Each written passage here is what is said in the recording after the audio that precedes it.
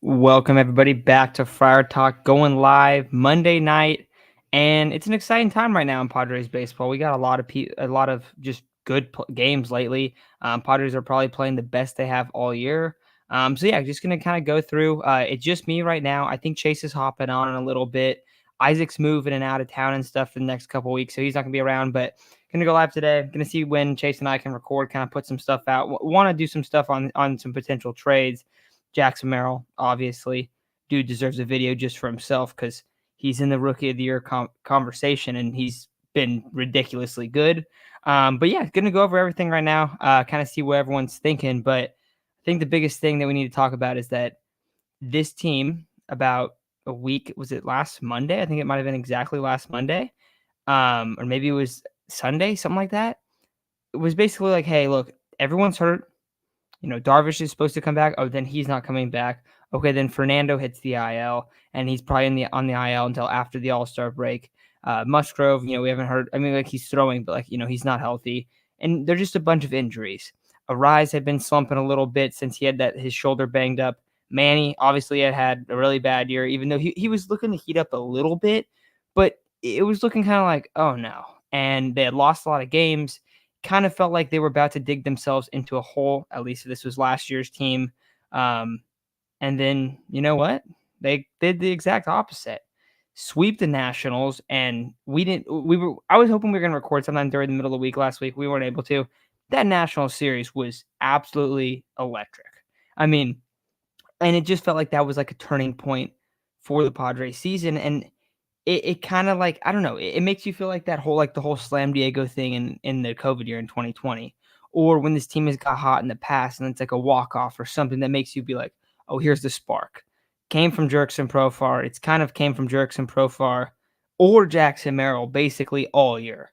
The pitching, it's been good. The bullpen's been a little bit better, some shaky at times, but the biggest thing is this offense is super legit. And this is, I mean, if we're being honest, guys, this is one of the best offenses we have seen from the Padres in a very long time. And in my lifetime, probably one of the most, like the best offenses I've seen. And the thing is, like, it's not even like outside of Profar, like you actually look at everyone's numbers, they're not really jumping off the page. Like, yeah, there's guys having hot streaks. Higgy's been on a ridiculous hot streak. Merrill has. Arise has a great average, right? Stuff like that. But you look at the OPS, you look at like the overall numbers, nothing is like that crazy outside of Profar has an 884 OPS, hitting 314, one of the top hitters in the league so far this year. No one else is doing that craziest stuff. But the thing is you look down the board and it's like everyone, usually league averages like falls in between like 715. It's like around like 715 OPS. Basically every single spot in the lineup is above that. Everyone's a good hitter. Everyone is an above average to a good hitter or has played like that this year. And that's why the Padres lineup, you look at almost all the numbers and like all the stats, it's like roughly top 5 everywhere. It's more of an, like a average heavy, not like I'm saying like they're average, but like batting average heavy kind of build, but it works. And you look at their home runs and they're still doing pretty good in home runs. They do have some more games played, but they're like, I think I want to say they're like 5th or 6th in the league in home runs. And that's not really their strength. Like you look at that guy's like actual batting average numbers are really good. Guys get on base a lot. They have these massive innings. You saw that in the Red Sox series, and honestly, they might have lost that Sunday game, but you're watching that Sunday game and you don't feel like they're out of it. They're down what 4-0, and you're like, well, they could have a little run right here, and then all of a sudden it's 4-2, 4-3. Doesn't end up happening. They lose that game, but that's what we've seen lately. That's what we've seen from this team, and it doesn't really feel like they're ever out of games. Now, do they choke games at times because the bullpen isn't that good? 100%. And kind of looking at like what their strengths and weaknesses are, that's something that I fully expect them to address by the trade deadline or well before it. But I mean, I think that's the biggest kind of takeaway I have so far. Devin asked right here, do you expect a winning record before the All-Star break? I don't know if you're saying do you or will you? Or did you? I think before the year, like we were kind of like, hey, it depends if they add some guys, and we talked about this. We're like, they're kind of a 500 team, and then we're like, but if they add a left-handed bat, I feel like they can be like 5 games over, like win like 88 games, something like that. 85 to 88 games, and then they added Rise, right? Well, So it was kind of like when the year started, we thought they were like a 500 team. Right now, do I expect a 500 average winning percentage? Right now, they're sitting at what, 46 and 42. Before the All Star break, you got Rangers, decent pitching matchups for the Rangers side. The Diamondbacks, I don't think the Diamondbacks are very good. 2 games against the Mariners, and then 3 games against the Braves. And honestly, this Braves team is not as good as past Braves teams that we've seen. So, do I expect one? Yeah. I mean, I think you're gonna be like maybe let's say 3 games over 500 if you go one under in this stretch. I think that's a pretty fair guess to have. I mean, I don't know. I feel like that's pretty fair. Like, so, yeah, I think they're gonna be in that kind of boat where they're a couple games up. Right now, you look at the wild card race, and it's still really, really close, but they're a half game up on the Cardinals, and then a they're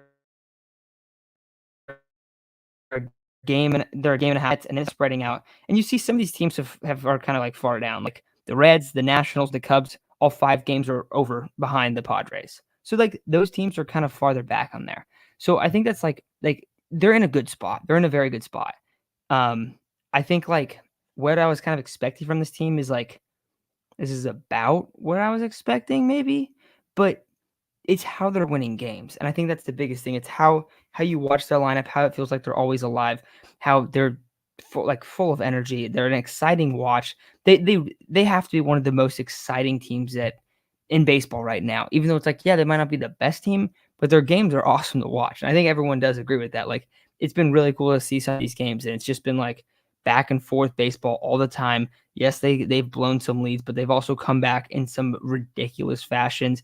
The Cubs won earlier this year. A couple of these, I mean, like the Nationals won were just a little bit ago where they're down 4-2.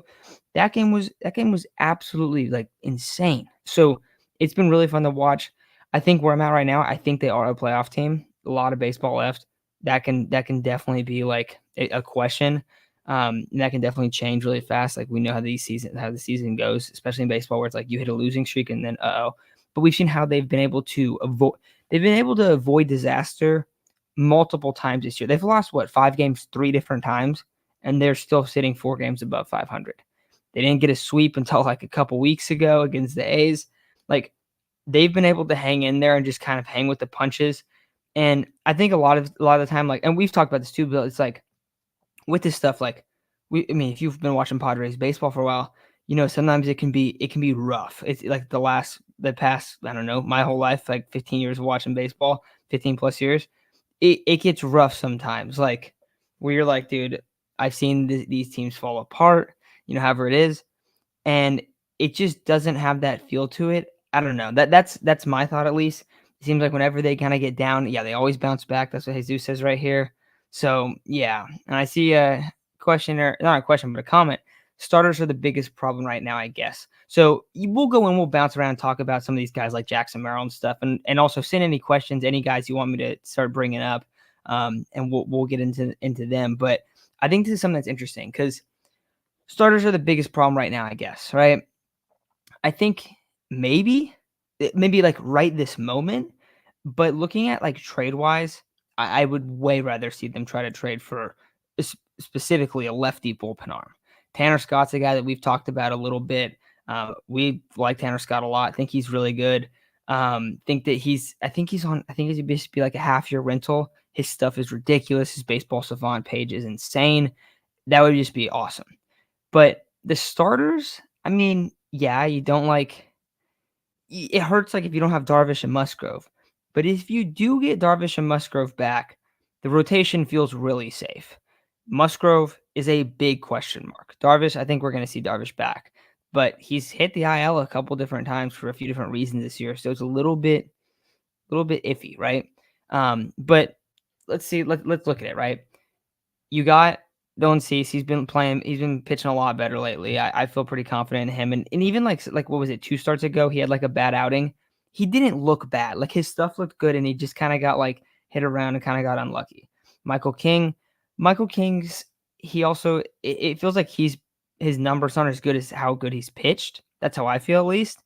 Um And then, I mean, you look at it, Matt Waldron. Matt Waldron's been awesome for this team. They lost the last outing, but like still, like I don't know if you guys saw, but the Devers home run, the expected batting average on that one was a 200 batting average. So I don't think that he didn't look that great, but he didn't look like super awful or anything. Also had the pesky pull home run that he allowed. So it was like yeah, it was a crappy, like it wasn't the best outing, but also it was like like not like really bad. And so, yeah, I mean, like, yes, the pitching is it's like the biggest question mark right now, but I think that trading wise, it's got to be the starters. Also, I see Chase just hopped in here, and Chase is in the car right now, so he might hop on camera in a second here. But Chase got you on audio right now. So it's been bouncing back. They've been doing really good, and then had a couple different questions about just like where this team's gonna be at the All-Star break. Talked about that a little bit, and then now talking about the starters and relievers. I'm in the opinion that this team needs relievers a lot more than it needs starters. Is that how you feel? And like, how do you feel about like just the rotation and the pitching in general? I also talked up the lineup a bunch because in our Friar Talk group chat, we were texting about the lineup, and the lineup's been ridiculous, and I feel like we all agree with that. But the pitching definitely needs some work, but there's definitely some big time positives. So Chase, what are you feeling about with the pitching right now? I still think the starting pitching is going to be a little bit Chase, more I of a cannot hear problem. you at all if you're talking. Oh, what the fuck? All right, We'll the see if pitching. Can you hear Chase's me now? mic gets set up here. Can you hear me? But I mean, I don't know. I'll kind of Hello? go through some pitching stuff here. Let me try to mess around with Chase's thing. Add him. What It the shows fuck? him in the stream here, so let's And see. it shows that I'm But talking. anyways, looking up some of these Padres guys, I think for the bullpen, I mean, for the pitching, I kind of talked about the starters. Vasquez, don't really love what we've seen from Vasquez so far. His numbers, like his expected numbers, are really bad. Waldron, biggest surprise of this year. Waldron's been great. Pitching wise, bullpen wise, I mean, Morahone is kind of money. Jeremiah had been money, but he's been sick and stuff. But I'm gonna cut him some slack. He's been super sick and stuff. Robert Suarez, one of, if not the best closer in the game right now. And then you kind of go through, and it's a lot of question marks in the bullpen. Chase sounds like he just fixed his mic. Chase, you in here? Hello? Are we good? Oh, you are. You know what? My computer was muted, so you were probably just talking completely normal. Oh shit. Yep, that's that's the comment. Sorry. So you guys are just hearing me talk over Chase. I didn't realize that. I'm like, yeah, I don't hear anything. Okay, going with what you were saying about the pitching before. I think the starting pitching is a little bit more concerning. It's just one of those things where Joe Musgrove, what is this? It's like third round with like an elbow injury, like tricep area, and it's just, yeah, he's throwing again. He's taking a lot of time off. It still concerns me that it's happened more than once, and who knows if it's going to be one of those times where, hey, if it happens again, it's going to be Tommy John, and we're going to lose him for maybe a year and a half. Darvish scares me because of his age, and he's not going to be. It's not that he's not reliable; it's he breaks down a lot more than he used to, and that's just one of the things with pitchers. As soon as they get older in age, we've seen it with Clayton Kershaw, we see it with Yu Darvish. Their bodies just start to fall apart on them because pitching is a very physically tasking position. It's why you don't see a lot of starting pitchers like going past 36, 37. And sometimes they start to convert to the bullpen. It's not that they aren't good at what they do. It's they can't last the full season.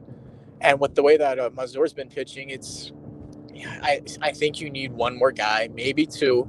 I think one of them, if you're going to get two guys, one of them has to be a lefty. I swear to God, we were talking about this in the chat. I swear to God, if Matthew Boyd ends up being good, I'm going to lose my fucking mind. Like, legitimately, I've been screaming from the rooftops to sign Matthew Boyd because it would be a veteran's minimum for a left-handed pitcher that Niebla could work with because he's the pitching magician. And he went to probably the best organization you could go to if you're looking at pitchers, the Guardians. And so if he ends up being good, then I'm just gonna die internally. And the same thing with James Paxton. I said sign James Paxton. He's going to be a great lefty arm, and I think the last time we checked, he had a 3.39 ERA for the Dodgers. and he went to our division rival. It's one of those things where, hey, you know what? Not having a left-handed pitcher is going to bite us in the ass. Yeah, our lineup is carrying us right now, but we need some, like, you can't go into the playoffs with an already rotation. Like, you need something, you need variation. If it's all coming around the same arm slot, it's not going to be good. That's why, a lot of successful teams, like, let's go with the Phillies, they got a left-handed pitcher that's pretty damn good in Ranger Suarez. So, outside of that, there's been that one kid. I can't remember his name right now. He just got called up. He's been doing good out of the pen. Davis? He looks a little. Yes, is it Austin Davis, right? Yeah, Austin Davis. He's been good. You still have a couple of guys down there that, if you want to give them their second chance, they can come in as reinforcements and see what progress they've made. Still think Cosgrove is down. Alex Jacobs down there. It's just, I still think I want to see a little bit more of those guys come back up. And if they don't work out, then yeah, absolutely go after a reliever. I'm more concerned about our starting pitching. It's been like the same thing over and over and over again with us, where, hey, we get to the playoffs, our starting pitching fucks us. Just every single time. We look at 2020, we got guys hurt. 2021 was a wash here because all our starting pitchers got hurt. 2022, we had to rely on, what was it, Clev and Mania to come in, and it just blew us up. Last year we didn't make playoffs. And last year was the anomaly. We had the best starting pitching in the MLB, and we just didn't have the bats. This year we have the bats, and our starting pitching is, it's wavering. It's there sometimes, and sometimes, it just blows up in your face. It's part of the reason we've been, how many times have we been 500 now? Was it 25? 25 times we have gone back and forth between 500. And I think, like, the next, I can't remember what, I'm going off the top of my head. Was the next team like 9 or 8? No, there's like one other. I sent it to you. Let me see. Let me pull it up. Because I sent you that tweet today. It was hilarious. There's one team that had. Let's see. I gotta find this. I sent it to you guys this morning. Okay. The Red Sox have been 500 18 times. The Rays 17, and then no one else has passed. And then the Cardinals 11, and then no one else has been over 9 times. We're sitting at 25. This is the graph, and we're way out there. It's hilarious. Dude, that's what I'm talking about. I mean, hey, the lineup's been great. Higgy, I haven't been on the stream for a minute. I've had a lot of stuff going on, but shout out to Higgy, dude. Higgy's being what we thought Campy would be right now, and that's kind of concerning. But hey, I think it was in his last 15 games, Higgy has like over an 800 OPS. That's insane. I saw a tweet today. And I know it's like a little bit unfair, but Julio Rodriguez has 9 home runs and 29 RBIs on the year. And this month, Higgy has 8 home runs and 19 RBIs.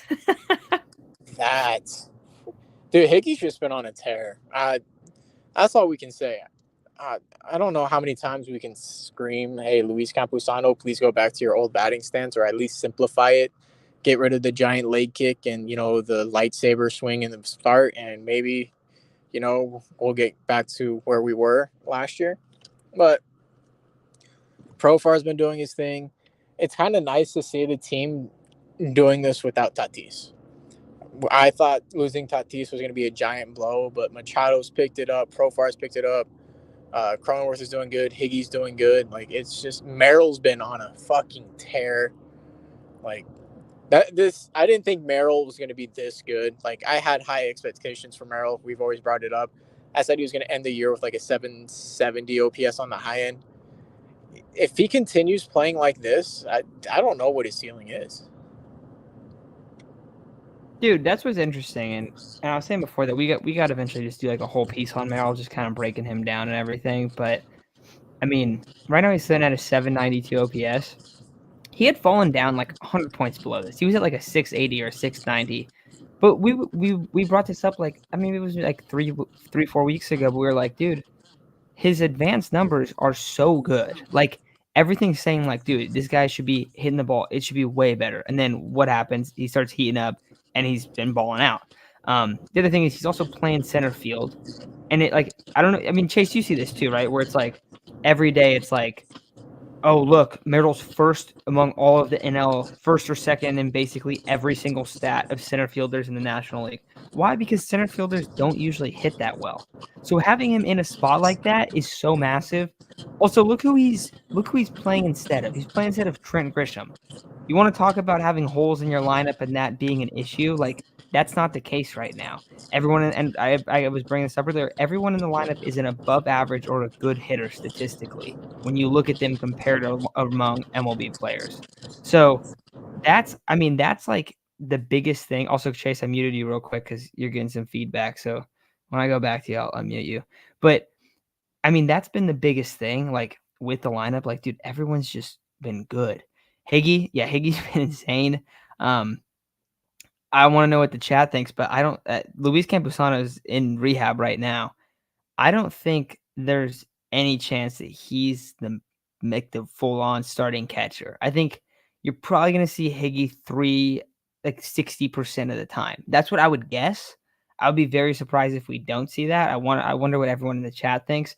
But yeah, dude, until Campy goes back to his old stance, I don't understand why they did this, dude. It was fine. He was a beast last year, and then they changed it up. Higgy's also better. Who is it? Yeah, Higgy's a better defensive catcher.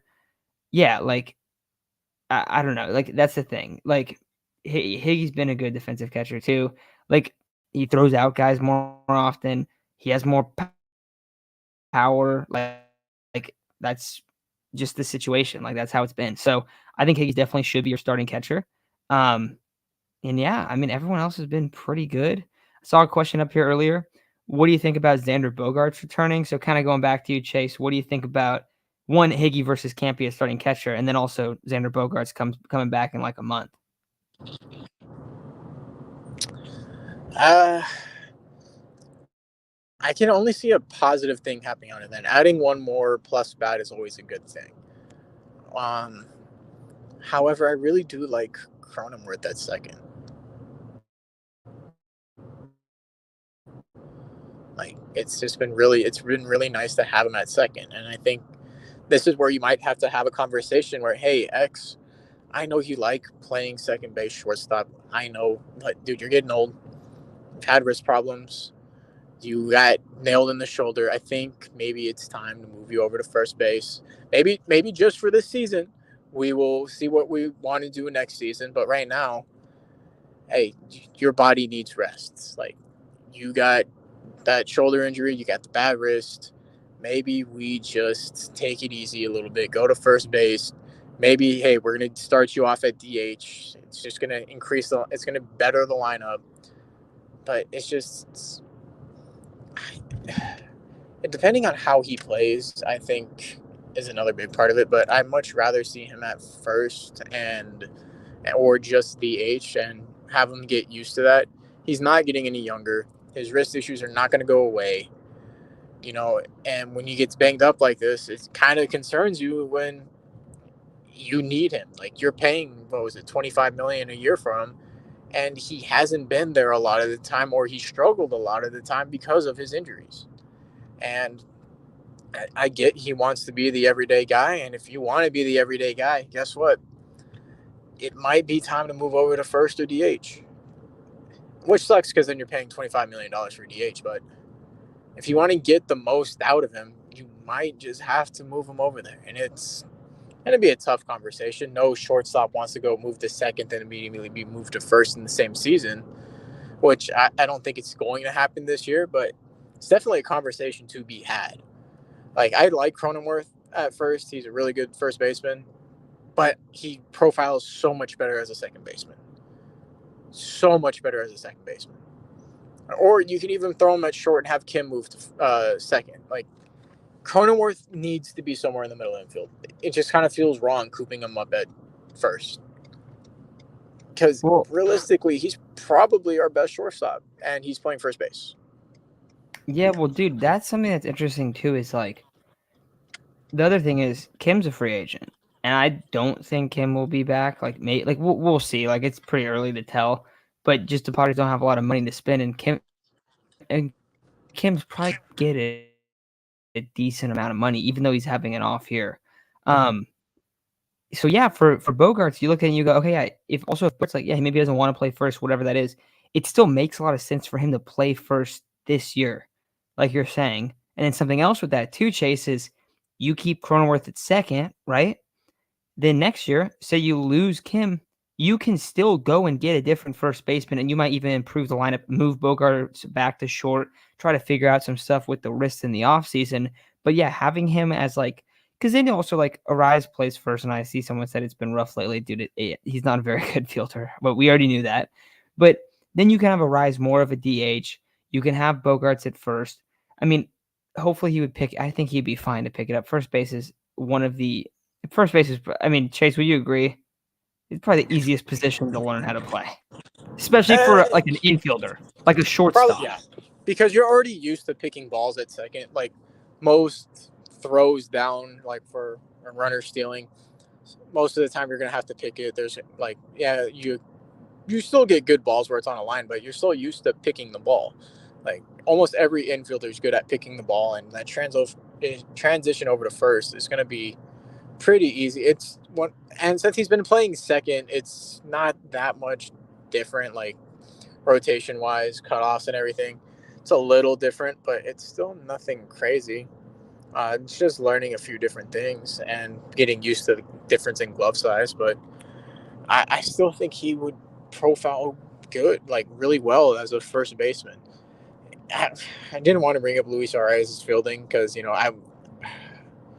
what was it? That's like 2-3 days ago where the game was about to be over and he literally palmed the ball into the ground and it fell out. Like, what are we? How? Yeah, Yeah, no. But I also do with agree with you. him, Like, I don't know if Kim is coming back. It's as much as I like Kim, it depends on how much money he's asking for and how much money the Padres have. Like, it's a little sketchy, but hey, I still think Kim is like I always compare him to Franmil Reyes. Franmil Reyes was the heart and soul of the team. Yeah, we have Nando and Machado being the heart and soul of the team, but the guys really rally around Kim when he's doing well. The crowd rallies around Kim, and just having hey, he's an average player but a fan favorite that gets everybody going. I don't see what's wrong with a clubhouse guy if he's going to take a little less money to stay in San Diego. I'm all for it. that's what it's really just going to depend on what's actually his price tag. What are other teams willing to pay him?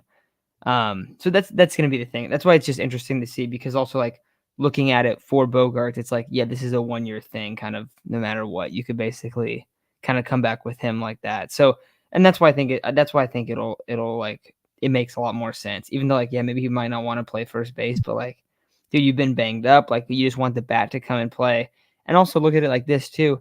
He comes back like Cronenworth and Kim aren't really like affected like the same way as some of these other guys, like, oh, if they're fielding, like their numbers kind of fall down. And I don't want to say Luis Ariz is like that, but like Luis Ariz is the most valuable if he's DHing. Also, he got a little banged up like on the base pass and stuff, and like you also just don't want him at first base. What's the way to best maximize your lineup?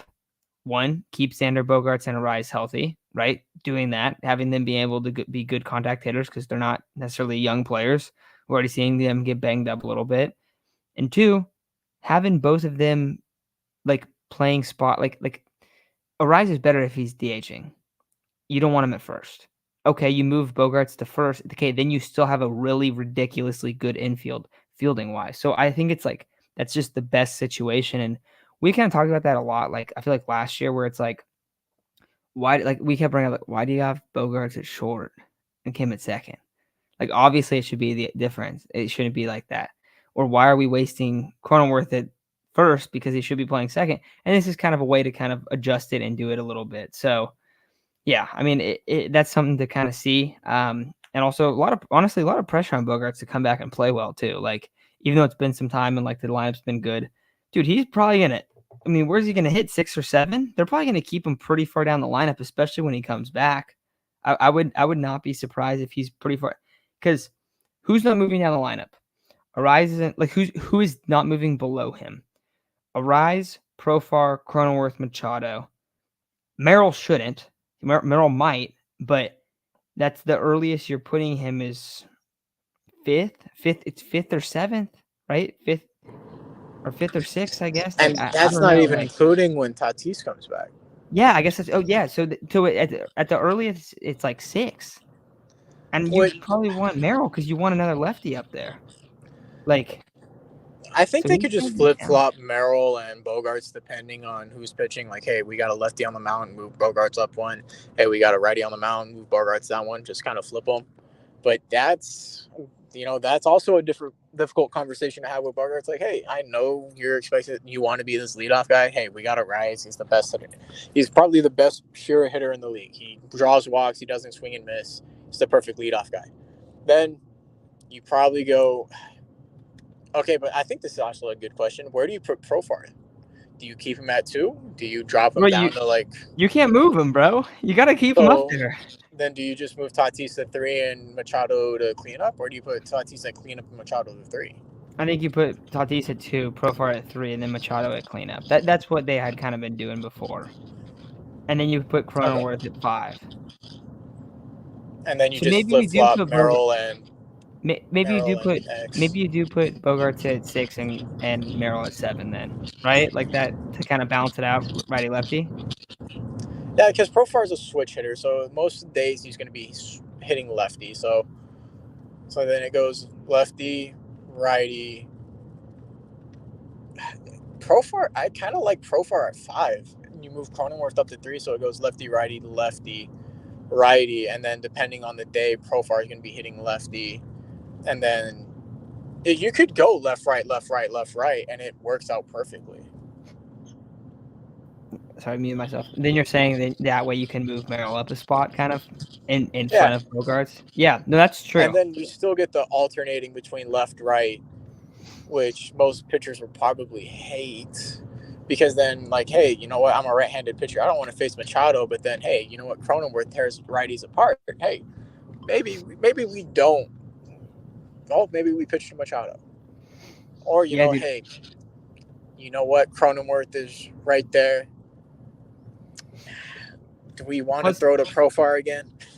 no, I was gonna say. Plus, the other thing is, for whatever reason, Profar in high leverage situations this year is Babe Ruth himself. So the fact that you have him hitting behind all of your best hitters is also a good spot for him too, like Dude, opposed to Profar at having him hit 5 is 3. honestly not a bad idea either. Yeah, I kind of like you're talking me into it. I kind of like I like Profar 5. Yeah, dude, this is a good point. Having these tough decisions mean the team has depth. Dude, that's the difference, like with this team and a lot of other teams. Now, bringing up the lineup. The lineup has depth. The lineup has versatility. The lineup has a lot of that, right? Going back to the pitching, all right? We talked about some of the arms. Also, we didn't shout out Kolek. Kolek's been a beast. Also, we didn't really say much about Manny, but Manny's been tearing the cover off the baseball. Manny looks like he's back. We talked about a lot of these guys. Kind of didn't go super in deep with some of them, but like Profar, Merrill, like all these guys like balling out, right? Cronenworth been great this year. With the pitching, I saw this earlier.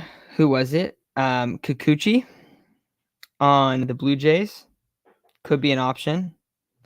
Garrett Crochet, he's the most talked about guy. I'll be honest with you. I don't really know if I want Garrett Crochet because it's going to cost someone just insane. He has how many years of control? He has this year and then 2 more years of control after this. It's going to be a situation where you're going to give up a DeVries or like a Solace or something like insane. That's what it seems like, at least. And I don't really know if I think that that's what they should do, especially because like he hasn't pitched that many innings, right? Isn't that his whole thing? Yeah. He Before has this year, had some injury concerns. dude, yeah, he missed. He not didn't pitch in 22. 21, he pitched 54 innings, and then this year he's already at 101. So he's a guy that people were talking about potentially getting shut down. That's not that great. Also, dude, like, I don't know, dude. I don't really love it. Like, I don't love that trade. I would rather have someone like you already have like 3-4 arms that are good. And Chase, we were talking about it, and I think it's fair. Like that is something that's burned the Padres a lot more. That's why I keep saying like I want to see a reliever because that's what we've seen the issues as. But if another starter goes down, then you're in a super scary, crappy spot where like a collapse, like the lineup can be so great, but a collapse will still potentially happen. They don't have a lot of starting depth. That's where they don't have the depth, and that's been something that has really come back to bite them in the ass like time and time again. So like, what do you think? Do you like like the big trade for Crochet, or do you like a Kikuchi or like something else or like the No, not bullpen? at Like all. I know you Actually, want the starter, huh? if we just go a starter, that means someone could end up going to the bullpen. Like realistically, when you go to the playoffs, you're having 3 or 4 guys. Matt Waldron in the bullpen might not be a bad idea. That strengthens it up. You get another long reliever, though Matt Waldron's been really, really good. Like, and it provides you with a little bit more depth. You have 4 guys realistically when Darvish and Musgrove come back. You have those two, Cease, and then I would put Waldron as the 4th starter. Like if you run 4 starters, which I think they should, you got Waldron there, and then you really just need relievers at that point. That's granted if Musgrove and Darvish come back completely healthy. And I think that is the biggest thing.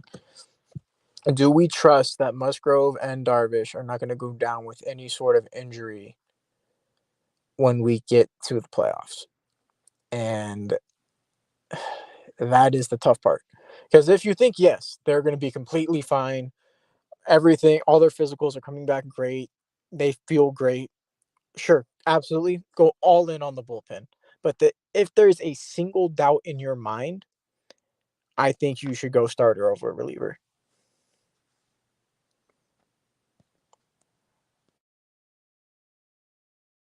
And that's the thing too is it's interesting because like right now like if those guys are healthy, you feel really good about your full five.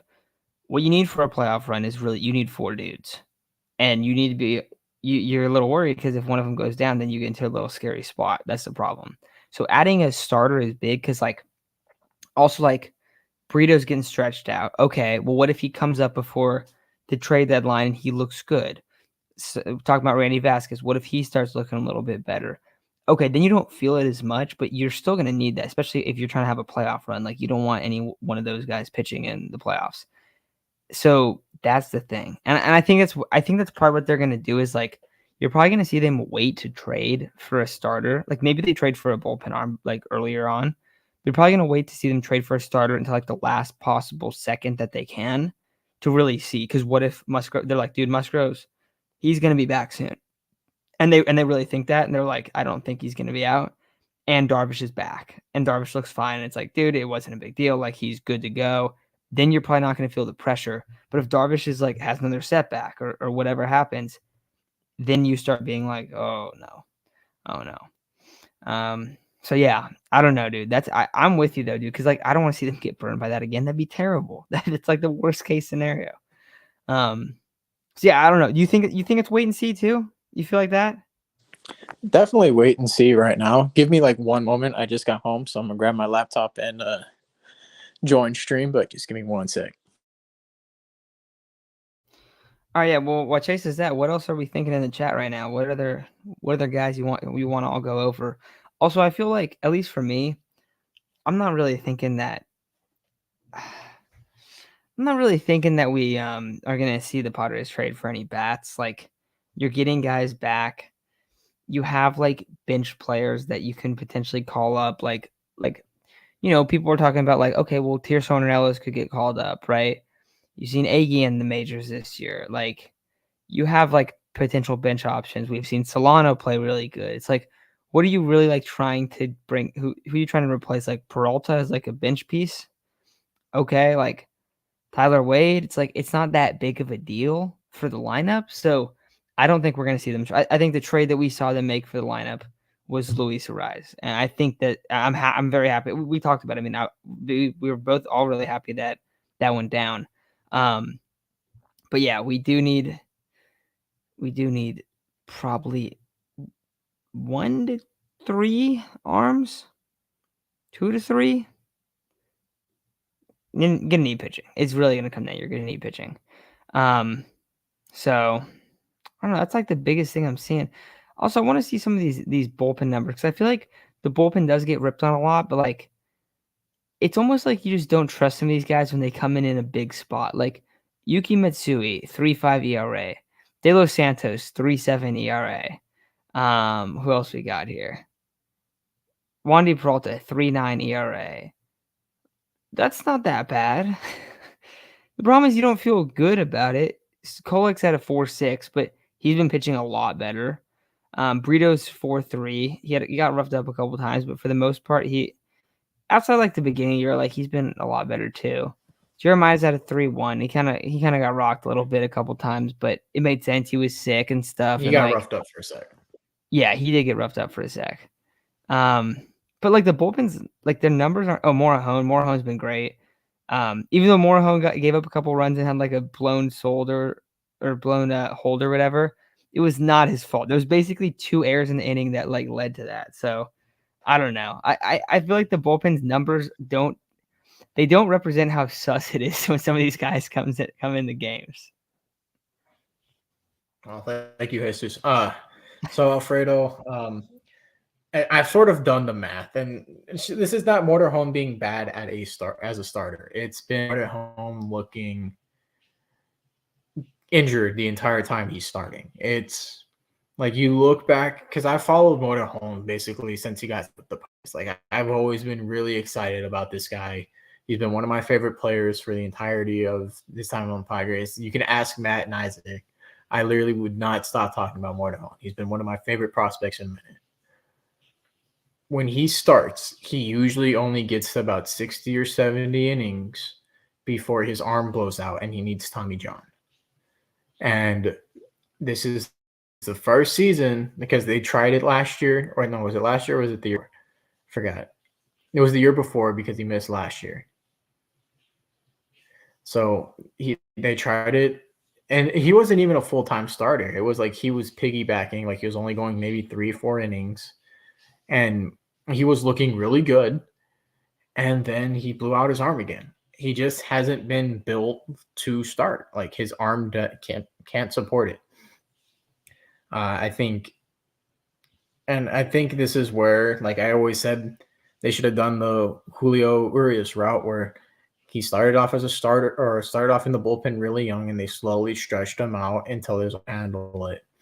And the Padres never did that. They would throw him straight into the starter role and he would get injured over and over and over again.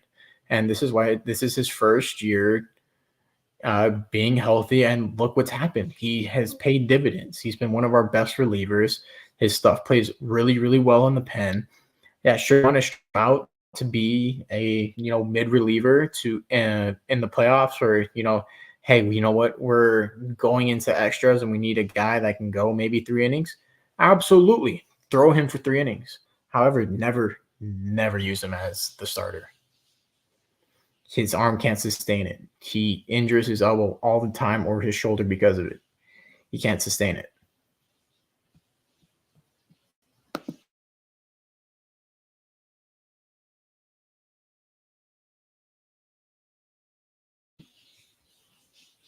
But you good, Matt?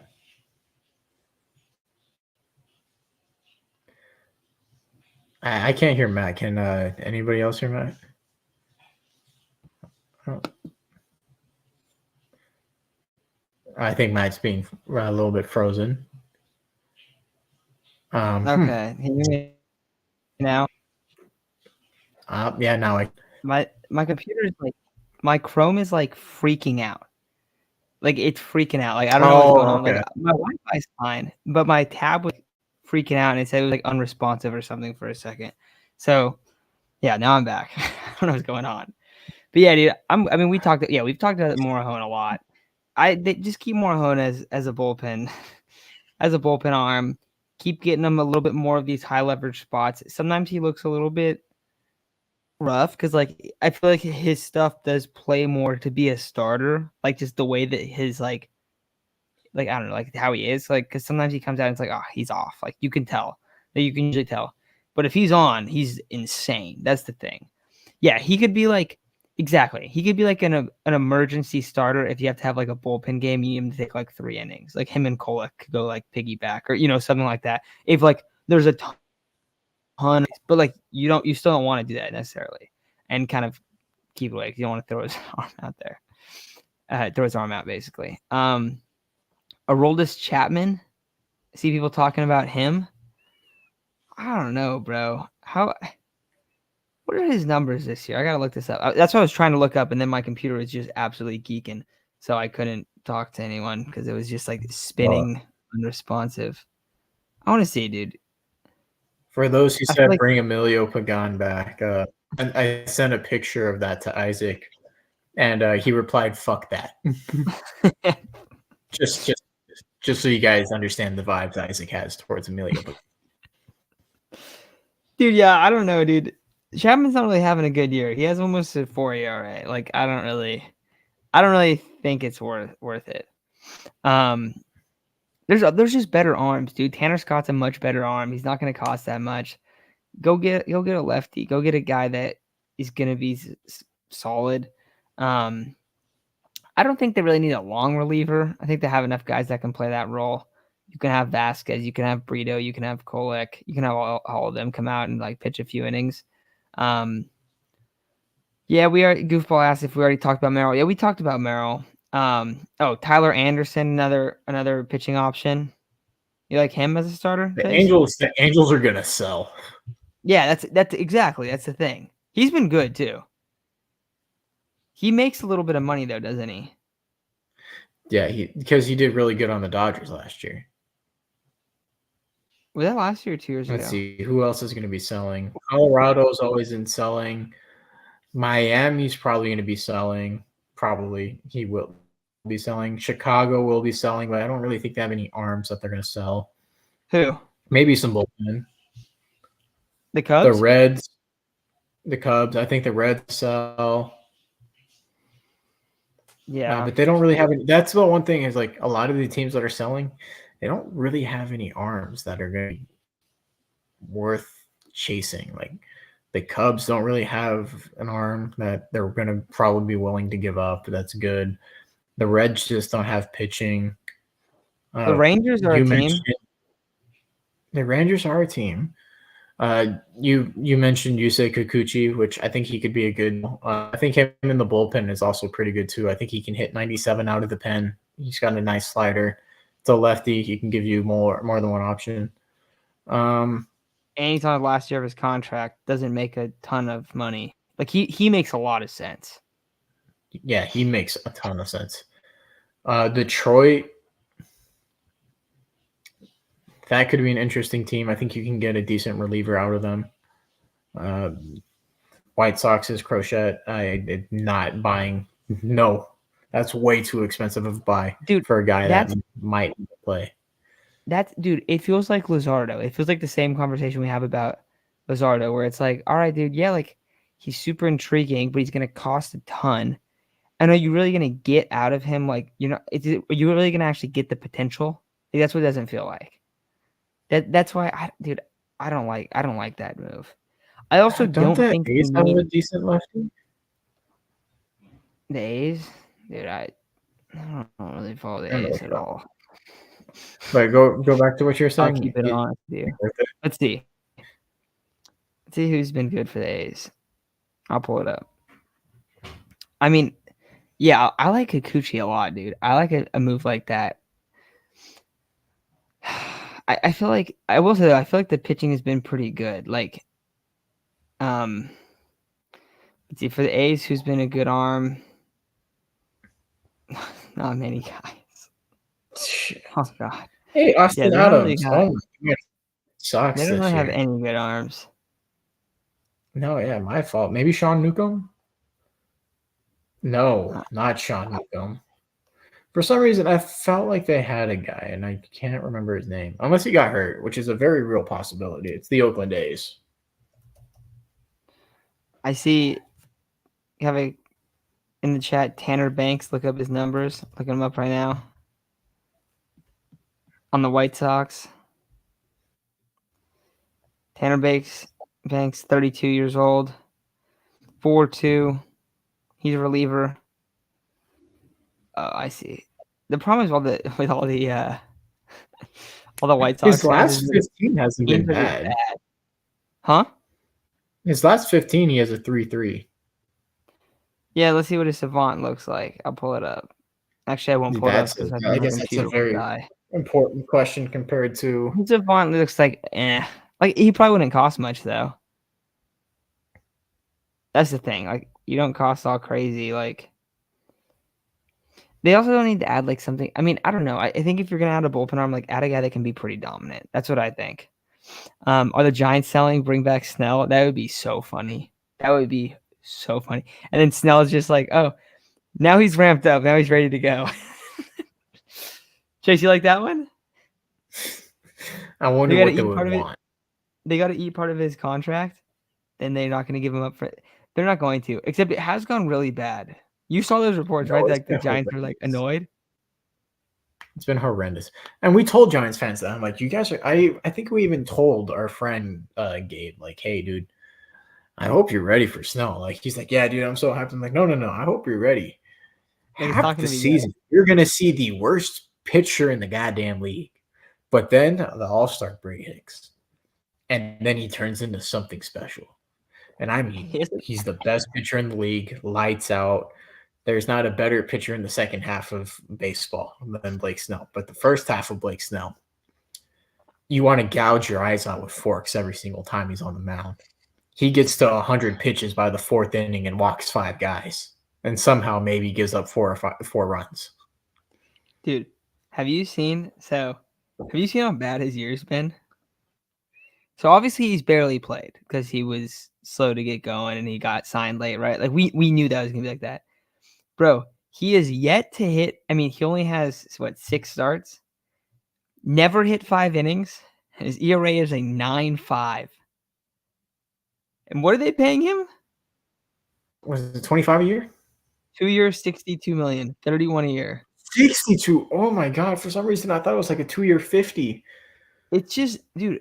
And that was the thing. Like when Blake Snell wasn't getting signed, I was like, okay, this is gonna not work out good. Like this is not gonna. And we would have been down. Honestly, like I don't even feel like having him come back like in a Padre uniform was a bad idea. You just had to do it earlier. That was like you can't just do it late. Like we that's the whole problem with him. That's crazy. Well, he got hurt. I remember when he was pitching, like when he had first gotten back and he was starting to do okay. I think he messed up his hip again, his hip flexor, and he just went out again and hasn't really come back since. Yeah, no, he hasn't pitched. Last time he pitched was June 2nd. He got rocked, of course. Every start he's got rocked. Yeah, it was one of those things where the longer Blake Snell went unsigned, and I'm like, I'll take him for a bag of chips at this point. His first year is going to be horrendous. Blake Snell is one of those people where you should almost tell him spring training starts in January. So by the April hits, you're getting second half of Snell, and he's locked and loaded to go for the rest of the season.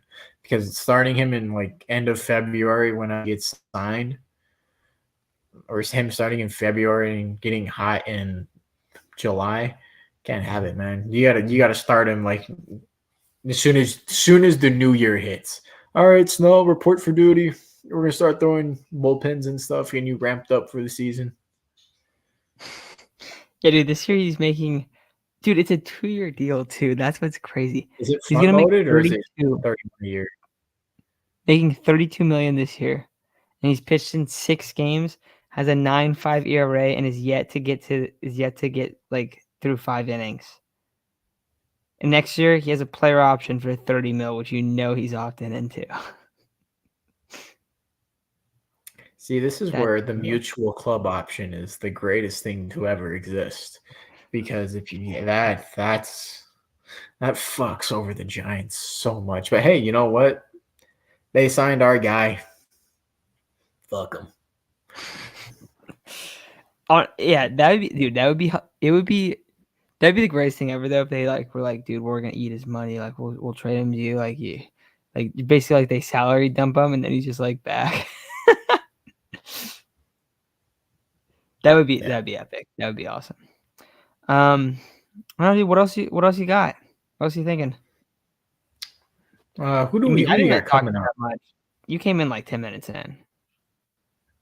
Yeah, that was our little training ran a little late. Let's see. We got the Rangers, Diamondbacks. We got a little bit of a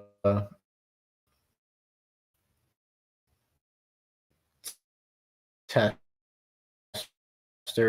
like two. Kind of scared of the Braves just because the Braves are the Braves. Like, why did they do that? Am I back? Okay, cool. The Rangers, let's see. Evaldi, it's not going to let me just do that. I hate the new MLB app and then how you have to click everything. Evaldi, John Gray. John Gray might actually not be a bad option if they're selling pitchers. I've always liked John Gray. He could be a really intriguing option. He's not too expensive. He's a good arm. And hey, you know what? He would be really good in the bullpen with his stuff. That's all I'm going to say. Hey, you need a guy to get you through the playoffs and then be a monster in the bullpen. John Gray would probably be that guy. Tough matchup. It's still the Rangers. They still have their good guys. Seager, I believe, is still hurt, might be hurt because of the wrist injury that he had from a hit by pitch. If we win 2 out of 3 series, I'll be really happy. We really need to maintain above 500. If we continue our little streak, I'd be really happy. Not too concerned about the Diamondbacks. The Diamondbacks, like we said last year, are still a year or two away from contention, or that year. They're proving it this year that, hey, they had a really, really good run last year. They got hot at the right time. They just pulled the Giants where they snuck into the playoffs and then a wild streak. They're still a year or two away. They've also had some guys had some really bad years. Mariners for 2 games, not really good. The Mariners, depending on who's pitching, could be a really, really difficult 2-game series. But you're at home. You need to take those games. Same thing with Atlanta. If you take 2 out of 3, I'll be happy with that. Beat the Rangers, split with the Mariners, and take the Brave series. Really happy with that. And also, like, it is interesting with the Rangers too, because like the Rangers, where are they at? Dude, they're 8 games back from wild card spot. They really could sell. John Gray makes a lot of sense too. How old is he? He has 2 years left on his contract. He's 32. 13 million a year. That's pretty. He's not. It's not bad for pitchers either. That's what people need to realize also. No. 13 mil for a 3.77 pitcher is not bad. What did he do what did Mania go for? I think more than that. Let me see. Yeah, dude. I mean, he's put up a lot of innings too. So many innings. So many years over 150 innings, or like close to. Last year, what did he do? What did he finish with? 4.1 ERA last year. 3.9 before that. 4.5. He has years with 3. Just good though. Just solid. Dude, I like it, dude. I like that move. And like I said, he's got a cannon, throwing bullpen at the end of the year. And I think, hey, you strengthen up the rotation in case someone gets hurt. He can be your 4th or 5th guy. And if everyone is okay and everyone's healthy, hey, he's going to be a really good bullpen piece, throwing 97, 90 out the pen with a good slider. I think that's a pretty solid move, but will the Rangers do it? Yeah. And the only like negative is that he's not a lefty. That is a negative, but it does make sense. And he's under contract a little bit. Yeah.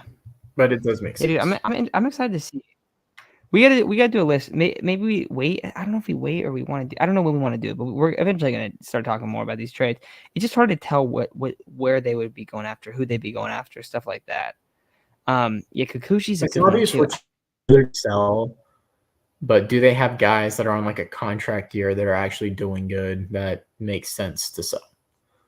Yeah, and I think with Crochet, I'm out, bro. I'm out. I don't want that move. It's just I risky. want to wash my hands clean of that. Yeah, we've seen how that goes. Like, it's just it just seems the risk reward. It's a lot of risk, and the reward is probably not going to be there. Like, if you're being honest, like it's way too risky. But yeah, I don't know, man. That's kind of all I got. Anything else for you? No.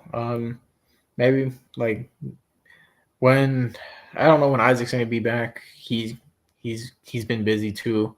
But Yeah, maybe like a little prospect roundup.